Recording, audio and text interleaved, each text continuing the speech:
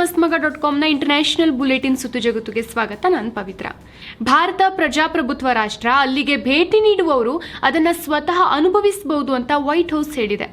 ಭಾರತದ ಪ್ರಜಾಪ್ರಭುತ್ವದ ಬಗ್ಗೆ ಅನುಮಾನವಿದ್ದವರು ಅಲ್ಲಿಗೆ ಹೋಗಿ ನೋಡಿ, ಆಗ ಎಲ್ರಿಗೂ ಅರ್ಥ ಆಗತ್ತೆ ಅಂತ ತಿಳಿಸಿದೆ. ಜೊತೆಗೆ ಭಾರತದಲ್ಲಿ ಪ್ರಜಾಪ್ರಭುತ್ವದ ಸ್ಥಿತಿಯ ಮೇಲಿನ ಕಳವಳವನ್ನ ಅಮೆರಿಕ ಸ್ಪಷ್ಟವಾಗಿ ತಳ್ಳಿಹಾಕಿದೆ. ಉಭಯ ದೇಶಗಳ ನಡುವೆ ಬಲವಾದ ಆರ್ಥಿಕ ಸಂಬಂಧ ಇದೆ. ಭಾರತ ಪೆಸಿಫಿಕ್ ಕ್ವಾಡ್ ಒಕ್ಕೂಟದ ಸದಸ್ಯ ಹಾಗೂ ಇಂಡೋ ಪೆಸಿಫಿಕ್ ಭದ್ರತೆಗೆ ಸಂಬಂಧಿಸಿದಂತೆ ಪ್ರಮುಖ ಸ್ನೇಹಿತ ಮತ್ತು ಪಾಲುದಾರ ರಾಷ್ಟ್ರ ಆಗಿದೆ. ನಿಸ್ಸಂಶಯವಾಗಿ ಎರಡು ರಾಷ್ಟ್ರಗಳ ನಡುವೆ ದ್ವಿಪಕ್ಷೀಯ ಮಾತ್ರವಲ್ಲ, ಬಹುಪಕ್ಷೀಯವಾಗಿ ಹಲವು ಹಂತಗಳಲ್ಲಿ ಸಂಬಂಧ ಇದೆ ಅಂತ ಅಮೆರಿಕ ರಾಷ್ಟ್ರೀಯ ಭದ್ರತಾ ಮಂಡಳಿಯ ವಕ್ತಾರ ಜಾನ್ ಕಿರ್ಬಿ ಹೇಳಿದ್ದಾರೆ. ಅಂದಾಗೆ ರಾಹುಲ್ ಗಾಂಧಿ ಅವರು ಅಮೆರಿಕದಲ್ಲಿ ನೆಲೆಸಿರುವ ಭಾರತೀಯರು ಭಾರತಕ್ಕೆ ಬಂದು ಪ್ರಜಾಪ್ರಭುತ್ವ ಹಾಗೂ ಭಾರತೀಯ ಸಂವಿಧಾನದ ರಕ್ಷಣೆಗೆ ನಿಲ್ಲಬೇಕು ಅಂತ ಹೇಳಿದ್ರು. ಇದೇ ಟೈಮ್ನಲ್ಲಿ ಅಮೆರಿಕದ ಈ ಹೇಳಿಕೆ ಹೊರಬಿದ್ದಿದ್ದು ರಾಹುಲರ ಕಮೆಂಟ್ಗೆ ಅಮೆರಿಕ ಪರೋಕ್ಷವಾಗಿ ಟಾಂಗ್ ಕೊಟ್ಟಿದೆ. ಇನ್ನೊಂದು ಕಡೆ ಅಮೆರಿಕದ ಅಧ್ಯಕ್ಷ ಜೋ ಬೈಡನ್ ಅವರ ಆಹ್ವಾನದ ಮೇರೆಗೆ ಪ್ರಧಾನಿ ನರೇಂದ್ರ ಮೋದಿ ಅವರು ಇದೇ ತಿಂಗಳಲ್ಲಿ ಅಮೆರಿಕಕ್ಕೆ ಭೇಟಿ ನೀಡಲಿದ್ದಾರೆ. ಈ ಹಿನ್ನೆಲೆಯಲ್ಲಿ ಮೋದಿ ಅವರಿಗೆ ಆತಿಥ್ಯ ನೀಡುವ ನಾವು ಅತ್ಯಂತ ಉತ್ಸುಕತೆಯಿಂದ ಎದುರು ನೋಡ್ತಾ ಇದ್ದೇವೆ ಅಂತ ಅಮೆರಿಕದ ವಿದೇಶಾಂಗ ಇಲಾಖೆಯ ಉಪವಕ್ತಾರ ವೇದಾಂತ್ ಪಟೇಲ್ ಹೇಳಿದ್ದಾರೆ. ಇದೇ ವೇಳೆ ಭಾರತದ ಜೊತೆಗಿನ ನಮ್ಮ ಪಾರ್ಟ್ನರ್ಶಿಪ್ ಅತ್ಯಂತ ಪರಿಣಾಮಕಾರಿಯಾಗಿದೆ. ಹೀಗಾಗಿ ನಾವು ಈ ಸಂಬಂಧವನ್ನ ಭದ್ರತೆ ಹಾಗೂ ಆರ್ಥಿಕತೆ ಸೇರಿದಂತೆ ಹಲವು ಕ್ಷೇತ್ರಗಳಲ್ಲಿ ಇನ್ನಷ್ಟು ಗಟ್ಟಿಗೊಳಿಸಲು ಎದುರು ನೋಡ್ತಾ ಇದ್ದೀವಿ ಅಂತ ಪಟೇಲ್ ಅವರು ಹೇಳಿದ್ದಾರೆ. ಅಂದಾಗೆ ಜೂನ್ 21ರಂದು ಮೋದಿಯವರು ಅಮೆರಿಕಕ್ಕೆ ಭೇಟಿ ನೀಡಲಿದ್ದು ಅಲ್ಲಿನ ಸಂಸತ್ತನ್ನ ಉದ್ದೇಶಿಸಿ ಮಾತನಾಡಲಿದ್ದಾರೆ. ಇದೇ ವೇಳೆ ಬೈಡನ್ ದಂಪತಿ ಆಯೋಜಿಸಿರುವ ಔತಣ ಕೂಟದಲ್ಲಿ ಭಾಗವಹಿಸಲಿದ್ದಾರೆ. ಯುಕ್ರೇನ್ ಮೇಲೆ ಕಳೆದ 15 ತಿಂಗಳಿಂದ ನಿರಂತರವಾಗಿ ರಷ್ಯಾ ದಾಳಿ ಮಾಡ್ತಾನೆ ಇದೆ. ಪಾಶ್ಚಿಮಾತ್ಯ ದೇಶಗಳ ಸಹಾಯದಿಂದ ಯುಕ್ರೇನ್ ಇಲ್ಲಿಯವರೆಗೆ ಪ್ರಬಲ ಪ್ರತಿದಾಳಿಯಿಂದ ತನ್ನ ಭೂಮಿಯನ್ನ ಕಾದ್ಕೊಂಡು ಬರ್ತಾ ಇದೆ. ದಾಳಿ ಪ್ರತಿದಾಳಿಗಳಲ್ಲಿ ಮಕ್ಕಳು, ಮಹಿಳೆಯರು ಸೇರಿದಂತೆ ಸಾವಿರಾರು ನಾಗರಿಕರು, ಯೋಧರು ಮೃತಪಟ್ಟಿದ್ದಾರೆ. ಇದರ ನಡುವೆ ಯುದ್ಧಕ್ಕೆ ಸಂಬಂಧಿಸಿದಂತೆ ರಷ್ಯಾದ ರೇಡಿಯೋ ಸ್ಟೇಷನ್ ನಲ್ಲಿ ಕೆಲ ಸುದ್ದಿಗಳು ಹರಿದಾಡ್ತಾ ಇದೆ. ಯುಕ್ರೇನ್ ಜೊತೆ ಗಡಿ ಶೇರ್ ಮಾಡಿರುವ 3 ಪ್ರದೇಶಗಳಲ್ಲಿ ಯುಕ್ರೇನ್ ಪಡೆಗಳು ಆಕ್ರಮಣ ಮಾಡಿದೆ. 3 ಪ್ರದೇಶಗಳಲ್ಲಿ ತುರ್ತು ಕ್ರಮಗಳನ್ನು ಕೈಗೊಳ್ಳುವಂತೆ ರೇಡಿಯೋ ಸ್ಟೇಷನ್ ನಲ್ಲಿ ರಷ್ಯಾ ಅಧ್ಯಕ್ಷ ವ್ಲಾಡಿಮಿರ್ ಪುಟಿನ್ ಘೋಷಿಸಿದ್ದಾರೆ ಅಂತ ಸುದ್ದಿಗಳು ಕೇಳಿ ಬಂದಿತ್ತು. ಇದೀಗ ಈ ಅನೌನ್ಸ್ಮೆಂಟ್ ಮಾಡಿರೋದು ನಿಜವಾದ ಪುಟಿನ್ ಅಲ್ಲ. ರಷ್ಯಾದ ಹಲವಾರು ರೇಡಿಯೋ ಸ್ಟೇಷನ್ಗಳನ್ನ ಹ್ಯಾಕ್ ಮಾಡಲಾಗಿತ್ತು. ಹ್ಯಾಕ್ ಮಾಡಿ ಈ ರೀತಿ ಸುಳ್ಳು ಸುದ್ದಿಗಳನ್ನ ಹರಡಿದ್ದಾರೆ ಅಂತ ಕ್ರೆಮ್ಲಿನ್ ಮಾಹಿತಿ ನೀಡಿದೆ. ಇನ್ನು ಅಮೆರಿಕದ ಒಪ್ಪಿಗೆ ಹಾಗೂ ಬೆಂಬಲದಿಂದ ನ್ಯಾಟೋದ ಸೇನೆ ಜೊತೆ ಸೇರಿ ಯುಕ್ರೇನ್ ಪಡೆಗಳು ರಷ್ಯಾದ ಕರ್ಕ್ಸ್, ಬೆಲ್ಗ್ರಾಡ್ ಹಾಗೂ ಬ್ರಿಯಾನ್ಸ್ ಪ್ರದೇಶಗಳ ಮೇಲೆ ಆಕ್ರಮಣ ಮಾಡಿದೆ ಅನ್ನೋ ಸುಳ್ಳು ಸುದ್ದಿ ಈಗಲೂ ಸೋಷಿಯಲ್ ಮೀಡಿಯಾದಲ್ಲಿ ಹರಿದಾಡ್ತಾನೆ ಇದೆ. ಅಲ್ಲದೆ ಪುಟಿನರ ಧ್ವನಿಯನ್ನು ಹೋಲುವ ವ್ಯಕ್ತಿ ಈ 3 ಪ್ರದೇಶಗಳಲ್ಲಿ ಮಾರ್ಷಿಯಲ್ ಲಾವನ್ನ ಹೇರಿದ್ದು ನಾಗರಿಕರನ್ನ ಸ್ಥಳಾಂತರ ಮಾಡುವಂತೆಯೂ ಕೂಡ ಅನೌನ್ಸ್ ಮಾಡಿದ್ದಾನೆ ಎನ್ನಲಾಗಿದೆ. ಸುಳ್ಳು ಸುದ್ದಿಯಿಂದ ಜನರು ಗಾಬರಿಗೊಂಡಿದ್ದು ಈ ಕುರಿತು ರಷ್ಯಾದ ಕ್ರೆಮ್ಲಿನ್ ಸ್ಪಷ್ಟನೆ ನೀಡಿದೆ. ಇದು ಹ್ಯಾಕರ್ಗಳ ಕೆಲಸ. ಈ ಎಲ್ಲಾ ಸಂದೇಶ ಹಾಗೂ ಮಾಹಿತಿ ಶುದ್ಧ ಸುಳ್ಳು. ಪರಿಸ್ಥಿತಿ ನಿಯಂತ್ರಣದಲ್ಲಿದೆ, ಯಾರೂ ಭಯಪಡುವ ಅಗತ್ಯ ಇಲ್ಲ ಅಂತ ಕ್ರೆಮ್ಲಿನ್ನ ವಕ್ತಾರ ಡಿಮಿಟ್ರಿ ಪೆಸ್ಕೋವ್ ಹೇಳಿದ್ದಾರೆ. ಇತರ ರಷ್ಯಾ ಪ್ರದೇಶಗಳಲ್ಲಿ ತಮ್ಮ ಪಡೆಗಳನ್ನ ಕಳಿಸಿಲ್ಲ ಅಂತ ಯುಕ್ರೇನ್ ಹೇಳಿದೆ. ಆದ್ರೆ ಈ ರೀತಿ ಯಾರು ರಷ್ಯಾದ ದಿಕ್ಕು ತಪ್ಪಿಸುವ ಕೆಲಸ ಮಾಡಿದ್ರು, ಯಾಕೆ ಮಾಡಿದ್ರು ಅನ್ನೋ ಬಗ್ಗೆ ನಿಖರ ಮಾಹಿತಿ ಇನ್ನಷ್ಟೇ ತಿಳಿಯಬೇಕು. ಇನ್ನೊಂದು ಕಡೆ ರಷ್ಯಾ ಯುಕ್ರೇನ್ ಯುದ್ಧ ದಿನದಿಂದ ದಿನಕ್ಕೆ ಹೆಚ್ಚಾಗ್ತಾನೆ ಇದೆಯೇ ಹೊರತು ಕಡಿಮೆ ಆಗೋ ಯಾವ ಲಕ್ಷಣಗಳು ಕಾಣ್ತಾ ಇಲ್ಲ.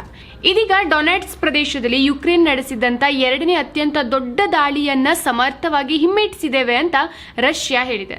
ಪಾಶ್ಚಿಮಾತ್ಯ ಮಿತ್ರ ರಾಷ್ಟ್ರಗಳಿಂದ ಪಡೆದಿದ್ದ ಯುಕ್ರೇನ್ನ ಪ್ರಮುಖ 8 ಲೆಪರ್ಡ್ ಯುದ್ಧ ಟ್ಯಾಂಕ್ಗಳು ಹಾಗೂ 190 ಶಸ್ತ್ರಸಜ್ಜಿತ ವಾಹನಗಳು ಸೇರಿದಂತೆ ಇತರ ಮಿಲಿಟರಿ ಉಪಕರಣಗಳನ್ನು ನಾಶ ಮಾಡಿದ್ದೇವೆ ಅಂತ ರಷ್ಯಾ ರಕ್ಷಣಾ ಸಚಿವಾಲಯ ಹೇಳಿದೆ. ಇದೇ ವೇಳೆ ಒಟ್ಟು 1500 ಯುಕ್ರೇನ್ ಸೈನಿಕರು ಸಾವು ನೋವು ಅನುಭವಿಸಿದ್ದಾರೆ ಅಂತ ರಷ್ಯಾ ಹೇಳಿಕೊಂಡಿದೆ. ಆದರೆ ಯುಕ್ರೇನ್ ಇದಕ್ಕೆ ಯಾವುದೇ ಪ್ರತಿಕ್ರಿಯೆ ನೀಡಿಲ್ಲ. ಇನ್ನು ರಷ್ಯಾದ ಈ ಹೇಳಿಕೆಗೆ ರಷ್ಯಾ ಖಾಸಗಿ ಸೇನೆ ವ್ಯಾಗ್ನರ್ ಗ್ರೂಪ್ನ ಮುಖ್ಯಸ್ಥ ಯೆವ್ಗೆನಿ ಪ್ರಿಗೋಜಿನ್ ಅನುಮಾನ ವ್ಯಕ್ತಪಡಿಸಿದ್ದಾರೆ. ಅಲ್ಲದೆ ರಷ್ಯಾದ ರಕ್ಷಣಾ ಸಚಿವಾಲಯ ಕೊಟ್ಟಿರುವ ಈ ಅಂಕಿಅಂಶವನ್ನ ಪರಿಗಣಿಸಿದ್ರೆ ನಾವು ಈಗಾಗಲೇ ಇಡೀ ಭೂಮಿಯನ್ನು 5 ಸಲ ನಾಶ ಮಾಡಿದ್ದೇವೆ ಅಂತ ವ್ಯಂಗ್ಯ ಮಾಡ್ತಾ ಇದ್ದಾರೆ. ಜೊತೆಗೆ ರಷ್ಯಾದ ಸಂಪೂರ್ಣ ಹೇಳಿಕೆಯನ್ನ ಸೈನ್ಸ್ ಫಿಕ್ಷನ್ ಅಂದ್ರೆ ವೈಜ್ಞಾನಿಕ ಕಟ್ಟುಕತೆ ಅಂತ ಯೆವ್ಗೆನಿ ಹೇಳಿದ್ದಾರೆ. ಇನ್ನೊಂದು ಕಡೆ ರಷ್ಯಾ ವಿರುದ್ಧ ಪ್ರತಿದಾಳಿ ಆರಂಭಿಸಲು ಯುಕ್ರೇನ್ ಬಳಿ ಸಾಕಷ್ಟು ಶಸ್ತ್ರಾಸ್ತ್ರಗಳು ಇದಾವೆ. ಜೊತೆಗೆ ಈ ಕಾರ್ಯಾಚರಣೆಯಿಂದ ಯುಕ್ರೇನ್ ನ್ಯಾಟೋಗೆ ಸೇರಲು ಬೇಕಾದ ಗೆಲುವು ಸಿಗತ್ತೆ ಅಂತ ಯುಕ್ರೇನ್ ವಿದೇಶಾಂಗ ಸಚಿವ ಡಿಮಿಟ್ರೋ ಕುಲೆಬಾ ಅವರು ಹೇಳಿದ್ದಾರೆ. ಇತ್ತ ರಷ್ಯಾ ದಾಳಿಯನ್ನ ಫೇಸ್ ಮಾಡ್ತಿರುವ ಯುಕ್ರೇನ್ ಸೀಕ್ರೆಟ್ ಆಗಿ ರಷ್ಯಾ ವಿರುದ್ಧ ಕಾರ್ಯಾಚರಣೆ ಮಾಡ್ತಾ ಇದೆ ಅಂತ ವರದಿಯೊಂದರಿಂದ ತಿಳಿದು ಬಂದಿದೆ. ರಷ್ಯಾದಲ್ಲಿ ಗುಪ್ತ ಏಜೆಂಟ್ಗಳ ನೆಟ್ವರ್ಕ್ ಒಂದನ್ನ ಯುಕ್ರೇನ್ ಎಸ್ಟಾಬ್ಲಿಷ್ ಮಾಡಿದೆ ಅಂತ ಅಮೆರಿಕ ಗುಪ್ತಚರ ಇಲಾಖೆ ಹೇಳಿದೆ. ರಷ್ಯಾದಲ್ಲಿ ಇದ್ಕೊಂಡೇ ಈ ಏಜೆಂಟ್ಗಳು ರಹಸ್ಯವಾಗಿ ರಷ್ಯಾ ಮೇಲೇನೆ ದಾಳಿ ನಡೆಸ್ತಾ ಇದ್ದಾರೆ. ಈ ರೀತಿ ರಹಸ್ಯ ದಾಳಿಗಳನ್ನ ನಡೆಸೋಕೆ ಈ ಸೀಕ್ರೆಟ್ ಏಜೆಂಟ್ಗಳಿಗೆ ಯುಕ್ರೇನ್ ಡ್ರೋನ್ಗಳನ್ನ ಒದಗಿಸ್ತಾ ಇದೆ ಅಂತ ಕೂಡ ಹೇಳಲಾಗ್ತಾ ಇದೆ. ಅಂದಾಗೆ ಇತ್ತೀಚೆಗೆ ರಷ್ಯಾ ಮೇಲೆ ಅಪರಿಚಿತ ಡ್ರೋನ್ಗಳ ದಾಳಿ ಹೆಚ್ಚಾಗ್ತಾ ಇದೆ. ಅಷ್ಟೇ ಅಲ್ಲದೆ ಇತ್ತೀಚೆಗೆ ರಷ್ಯಾ ಅಧ್ಯಕ್ಷ ವ್ಲಾಡಿಮಿರ್ ಪುಟಿನರ ಅಧಿಕೃತ ನಿವಾಸ ಕ್ರೆಮ್ಲಿನ್ ಮೇಲೆ ಕೂಡ ಡ್ರೋನ್ ದಾಳಿ ನಡೆಸಲಾಗಿತ್ತು. ಈ ಎಲ್ಲಾ ದಾಳಿಗಳ ಹಿಂದೆ ಯುಕ್ರೇನ್ ಕೈವಾಡ ಇದೆ ಅಂತ ರಷ್ಯಾ ಆರೋಪ ಮಾಡಿತ್ತು. ಆದ್ರೆ ಅದನ್ನ ಯುಕ್ರೇನ್ ತಳ್ಳಹಾಕಿತ್ತು. ಇದೀಗ ಅಮೆರಿಕ ಗುಪ್ತಚರ ಇಲಾಖೆ ಮಾಹಿತಿ ಪ್ರಕಾರ ರಷ್ಯಾದಲ್ಲಿ ಸೀಕ್ರೆಟ್ ಆಗಿ ಇದ್ಕೊಂಡು ಯುಕ್ರೇನರ ಏಜೆಂಟ್ಗಳು ಕೆಲಸ ಮಾಡ್ತಾ ಇದ್ದಾರೆ ಅಂತ ತಿಳಿದು ಬಂದಿದೆ. ಹೀಗಾಗಿ ರಷ್ಯಾ ಮೇಲೆ ಆಗ್ತಾ ಇರುವ ಡ್ರೋನ್ ದಾಳಿಗಳ ಹಿಂದೆ ಯುಕ್ರೇನ್ ಇದೆ ಅನ್ನೋದಕ್ಕೆ ಎವಿಡೆನ್ಸ್ ಸಿಕ್ಕಂತಾಗಿದೆ ಅಂತ ವಿಶ್ಲೇಷಣೆ ಮಾಡಲಾಗಿದೆ. ಇದೆಲ್ಲದರ ಮಧ್ಯೆ ರಷ್ಯಾ ಕಂಟ್ರೋಲ್ನಲ್ಲಿರುವ ದಕ್ಷಿಣ ಯುಕ್ರೇನ್ನಲ್ಲಿರೋ ಸೋವಿಯತ್ ಕಾಲಕ್ಕೆ ಸೇರಿದ ಅಣೆಕಟ್ಟೊಂದು ಸ್ಫೋಟಗೊಂಡಿದೆ. ಈ ಅಣೆಕಟ್ಟು ನಾಶ ಆಗಿರೋದಕ್ಕೆ ಉಭಯ ದೇಶಗಳು ಪರಸ್ಪರ ಒಬ್ಬರ ಮೇಲೊಬ್ಬರು ಆರೋಪ ಮಾಡ್ಕೊಳ್ತಾ ಇದೆ. ರಷ್ಯಾ ಪಡೆಗಳು ಡ್ಯಾಮ್ ಅನ್ನ ಸ್ಫೋಟ ಮಾಡಿದೆ ಅಂತ ಯುಕ್ರೇನ್ ಆರೋಪಿಸಿದ್ರೆ, ಈ ಕಡೆ ಯುಕ್ರೇನ್ ಈ ದಾಳಿಯನ್ನ ಮಾಡಿದ್ದು ಅಂತ ರಷ್ಯಾ ಆರೋಪ ಮಾಡ್ತಾ ಇದೆ. ಇನ್ನು ಈ ಕಖೋಕಾ ಅಣೆಕಟ್ಟಿನ ಸುತ್ತಲೂ ನಡೆದ ತೀವ್ರ ಸ್ಫೋಟದ ವಿಡಿಯೋ ಸೋಷಿಯಲ್ ಮೀಡಿಯಾದಲ್ಲಿ ಹರಿದಾಡ್ತಾ ಇದ್ದು, ಪ್ರವಾಹ ರೀತಿಯಲ್ಲಿ ನೀರು ಉಕ್ಕಿ ಹರಿಯುತ್ತಿರೋದು ಕಂಡು ಬಂದಿದೆ. ಆರ್ಥಿಕ ಬಿಕ್ಕಟ್ಟು ಹಾಗೂ ರಾಜಕೀಯ ಅಸ್ಥಿರತೆಯಿಂದ ಕಂಗೆಟ್ಟಿರೋ ಪಾಕಿಸ್ತಾನ ಏನಾದ್ರೂ ಮಾಡಿ IMF ನಿಂದ ಹಣ ಸಹಾಯ ಪಡೆದುಕೊಳ್ಳಲೇಬೇಕು ಅಂತ ಶತಪ್ರಯತ್ನ ಮಾಡ್ತಾ ಇದೆ. ಇದೀಗ IMF ಜೊತೆಗಿನ ಒಪ್ಪಂದ ಫೈನಲ್ ಆಗುವ ಭರವಸೆ ಇದೆ ಅಂತ ಪಾಕಿಸ್ತಾನದ ಪ್ರಧಾನಿ ಶೆಹಬಾಜ್ ಶರೀಫ್ ಹೇಳಿದ್ದಾರೆ.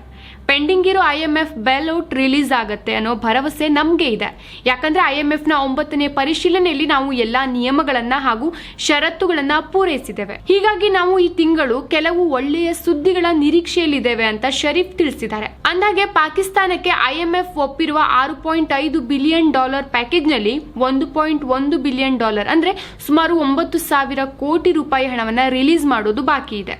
ಇನ್ನು ಪಾಕಿಸ್ತಾನಕ್ಕೆ ಅಗತ್ಯವಾಗಿ ಬೇಕಿರುವ ಈ ಹಣವನ್ನ ಪಡೆಯಲು IMF ಹಾಕಿರುವ ಎಲ್ಲಾ ಷರತ್ತುಗಳಿಗೆ ಪಾಕ್ ತಲೆ ಅಲ್ಲಾಡಿಸ್ತಾ ಇದೆ.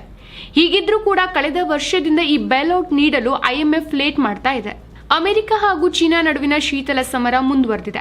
ಆಕಾಶ, ಭೂಮಿ, ಸಾಗರ ಸೇರಿದಂತೆ ಎಲ್ಲಾ ಕಡೆಯಿಂದನೂ ಅಮೆರಿಕಕ್ಕೆ ಕಾಟ ಕೊಡೋದನ್ನ ಚೀನಾ ಕಂಟಿನ್ಯೂ ಮಾಡ್ತಾ ಇದೆ. ಇದರ ಹಿನ್ನೆಲೆ ಚೀನಾದ ಈ ನಡೆಗೆ ಅಮೆರಿಕ ಎಚ್ಚರಿಕೆ ನೀಡಿದೆ. ಸಮುದ್ರದಲ್ಲಿ ಹಾಗೂ ವಾಯು ಪ್ರದೇಶದಲ್ಲಿ ಚೀನಾದ ಈ ಆಕ್ರಮಣಕಾರಿ ನಡೆ ಶೀಘ್ರದಲ್ಲೇ ಸಾವು ನೋವುಗಳಿಗೆ ಕಾರಣ ಆಗಬಹುದು ಅಂತ ವೈಟ್ ಹೌಸ್ ಎಚ್ಚರಿಕೆ ನೀಡಿದೆ.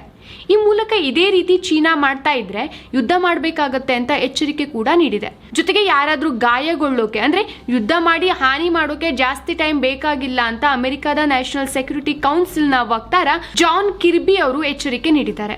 ಅಂದಾಗೆ ನಿನ್ನೆಯಷ್ಟೇ ತೈವಾನ್ ಜಲಸಂಧಿಯಲ್ಲಿ ಅಮೆರಿಕದ ಹಡಗಿನ ಬಳಿ ಚೀನಾದ ಯುದ್ಧ ನೌಕೆ ಆಕ್ರಮಣಕಾರಿ ರೀತಿಯಲ್ಲಿ ಹಾದು ಹೋಗಿತ್ತು ಅಂತ ಅಮೆರಿಕ ಆರೋಪ ಮಾಡಿತ್ತು. ಈ ಹಿನ್ನೆಲೆಯಲ್ಲಿ ಚೀನಾಗೆ ಅಮೆರಿಕ ಪರೋಕ್ಷವಾಗಿ ಯುದ್ಧದ ವಾರ್ನಿಂಗ್ ಅನ್ನ ಕೊಟ್ಟಿದೆ. ಪಾಕ್ನಲ್ಲಿ ಮೇ 9ರ ಹಿಂಸಾಚಾರ ನಡೆದಾಗಿನಿಂದ ಮಾಜಿ ಪ್ರಧಾನಿ ಇಮ್ರಾನ್ ಖಾನ್ ಸ್ವಲ್ಪ ಹೆಚ್ಚಾಗಿಯೇ ಸುದ್ದಿಯಲ್ಲಿದ್ದಾರೆ. ಪಾಕ್ನಲ್ಲಿ ಪ್ರತಿಯೊಂದು ಮೀಡಿಯಾಗಳು ಖಾನರ ಸುದ್ದಿಗಳನ್ನ ಹಾಗೂ ಪ್ರಕರಣದ ಬೆಳವಣಿಗೆಗಳನ್ನ ಕವರ್ ಮಾಡಿತ್ತು. ಇದೀಗ ಪಾಕ್ನ ಎಲ್ಲಾ ಪ್ರಮುಖ ಮಾಧ್ಯಮಗಳಿಂದ ಇಮ್ರಾನ್ ಖಾನರ ಸುದ್ದಿಗಳು ಕಾಣೆಯಾಗಿದೆ. ಯಾವುದೇ ಮಾಧ್ಯಮ ಹಾಗೂ ಅವರಿಗೆ ಸಂಬಂಧಿಸಿದ ಪ್ರಕರಣಗಳ ಕುರಿತು ಸುದ್ದಿಯನ್ನ ಕವರ್ ಮಾಡಿಲ್ಲ. ಪಾಕ್ನ ಮಾಧ್ಯಮ ನಿಯಂತ್ರಕ ಸಂಸ್ಥೆ ಕಳೆದ ತಿಂಗಳ ಗಲಭೆಗೆ ಸಂಬಂಧಿಸಿದವರ ಕುರಿತು ಸುದ್ದಿಗಳನ್ನ ಬ್ಲಾಕ್ ಮಾಡುವಂತೆ ಆದೇಶಿಸಿದೆ. ಮೀಡಿಯಾದಲ್ಲಿ ದ್ವೇಷ ಹರಡುವವರ ಬಗ್ಗೆ, ಗಲಭೆಕೋರರ ಬಗ್ಗೆ ಯಾವುದೇ ಸುದ್ದಿಯನ್ನ ವರದಿ ಮಾಡೋ ಹಾಗಿಲ್ಲ ಅಂತ Pakistan electronic media regulatory authority ಸೂಚಿಸಿದೆ. ಹೀಗಾಗಿ ಖಾನರ ಸುದ್ದಿಗೆ ಇಂಡೈರೆಕ್ಟ್ ಆಗಿ ಕತ್ತರಿ ಹಾಕಲಾಗಿದೆ. ಜಗತ್ತಿನ ನಂಬರ್ 1 ಶ್ರೀಮಂತ ಎಲಾನ್ ಮಸ್ಕ್ ಅವರ ಎಲೆಕ್ಟ್ರಿಕ್ ಕಾರು ಕಂಪನಿ ಟೆಸ್ಲಾ ಮೇಲೆ ಜನಾಂಗೀಯ ನಿಂದನೆ ಆರೋಪ ಕೇಳಿಬಂದಿದೆ. ಟೆಸ್ಲಾದ ಮಾಜಿ ಉದ್ಯೋಗಿಯೊಬ್ಬರು 2017ರಲ್ಲಿ ಟೆಸ್ಲಾ ವಿರುದ್ಧ ಹಾಕಿದ್ದ ಜನಾಂಗೀಯ ನಿಂದನೆ ಮೊಕದ್ದಮೆಗೆ ಇತರ 100 ಮಾಜಿ ಉದ್ಯೋಗಿಗಳು ಸೇರ್ಕೊಂಡಿದ್ದಾರೆ. ಇನ್ನು ಟೆಸ್ಲಾ ಕಂಪನಿಯ ಕೆಲಸದ ಸ್ಥಳದಲ್ಲಿ ಕಪ್ಪು ವರ್ಣೀಯರನ್ನ ನಿಂದಿಸಲಾಗತ್ತೆ ಅಂತ ಆರೋಪಿಸಲಾಗಿದೆ. ಈ ಕೇಸ್ಗೆ ಸಂಬಂಧಿಸಿದಂತೆ ಸುಮಾರು 240 ಮಾಜಿ ಉದ್ಯೋಗಿಗಳು ತಮ್ಮ ಹೇಳಿಕೆಗಳನ್ನ ಕೋರ್ಟ್ನಲ್ಲಿ ನೀಡಿದ್ದಾರೆ. ಇವರೆಲ್ಲ ಕಂಪನಿಯಲ್ಲಿ ಕೆಲಸ ಮಾಡುವ ಟೈಮ್ನಲ್ಲಿ ಜನಾಂಗೀಯ ನಿಂದನೆಗೆ ಒಳಗಾಗಿದ್ರು ಅಂತ ತಿಳಿಸಲಾಗಿದೆ. ಸೊ ಫ್ರೆಂಡ್ಸ್, ಇದಾಗಿತ್ತು ಇವತ್ತಿನ ಜಗತ್ತಿನ ಸುತ್ತಾಟ. ಮತ್ತೆ ಭೇಟಿ ಆಗ್ತಾ ಇರೋಣ. ನಮಸ್ತೆ ಸ್ನೇಹಿತರೆ, ನಮ್ಮ ಜರ್ನಲಿಸಂ ಆನ್ಲೈನ್ ಕೋರ್ಸ್ ತಯಾರಾಗಿದೆ. ಡಿಸ್ಕ್ರಿಪ್ಷನ್ ನಲ್ಲಿ ಟಾಪ್ ಕಾಮೆಂಟ್ ಅಲ್ಲಿ ಲಿಂಕ್ ಅನ್ನ ಕೊಟ್ಟಿರ್ತೀವಿ. ಆಸಕ್ತಿ ಇರೋರು, ಡಿಗ್ರಿ ಮಾಡಬೇಕು ಅಂತ ಇರೋರು, ಯಾವ್ದಾದ್ರು ಕೂಡ ಅಥವಾ ಯಾವ್ದಾದ್ರು ಡಿಗ್ರಿಯನ್ನ ಮಾಡ್ತಿರೋರು, ಯಾವ್ದಾದ್ರು ಡಿಗ್ರಿ ಆಗಿರೋರು, ಇವರೆಲ್ಲರಿಗೂ ಕೂಡ ಇದರಿಂದ ಯೂಸ್ ಆಗ್ಬೋದು. ಡಿಸ್ಕ್ರಿಪ್ಷನ್ ಅಲ್ಲಿ ಲಿಂಕ್ ಅನ್ನ ಕೊಟ್ಟಿದ್ದೀವಿ. ಈ ಆನ್ಲೈನ್ ಕೋರ್ಸ್ ನಲ್ಲಿ ಆಸಕ್ತಿ ಇದ್ರೆ ಕ್ಲಿಕ್ ಮಾಡೋ ಮೂಲಕ ನೀವು ಅದನ್ನ ಚೆಕ್ ಮಾಡಬಹುದು. ಎಲ್ಲ ಮಾಹಿತಿ ನಿಮಗೆ ವೆಬ್ಸೈಟ್ ನಲ್ಲಿ ಸಿಗುತ್ತೆ. ಹಾಗೆ ಟಾಪ್ ಕಾಮೆಂಟ್ ನಲ್ಲಿ ಹಾಗೂ ಡಿಸ್ಕ್ರಿಪ್ಷನ್ ನಲ್ಲೂ ಕೂಡ ಪೂರ್ತಿ ಮಾಹಿತಿಯನ್ನು ಕೊಟ್ಟಿದ್ದೀವಿ. ಓದಿ ಮಾಹಿತಿಯನ್ನ ಪಡ್ಕೋಬಹುದು.